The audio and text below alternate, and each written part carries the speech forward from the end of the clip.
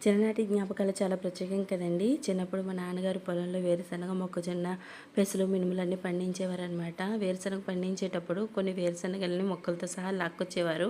వాటి శుభ్రంగా క్లీన్ చేసి మా అమ్మగారు ఉప్పు వేసి ఉడకబెట్టి ఉదయాన్నే మాకు బ్రేక్‌ఫాస్ట్ కింద ఇచ్చేవారనమాట. ఇవి మంచి ప్రోటీన్ సోర్స్ అండి. నాకు ఇవి మార్కెట్‌లో కనిపించినప్పుడు నా చిన్ననాటి జ్ఞాపకాలు గుర్తొచ్చాయి. వెంటనే కొనుక్కొని తెచ్చుకున్నాను. ఈ విధంగా ఉడకబెట్టి మా పిల్లలకు కూడా ఇచ్చాననమాట. వాళ్ళకి పెడుతున్నప్పుడు నా చైల్డ్‌హుడ్ మెమరీస్ మా అమ్మగారు ఏ విధంగా పెట్టేవారు అనేది నేను చెప్తూ వాళ్ళకి తినిపించాను.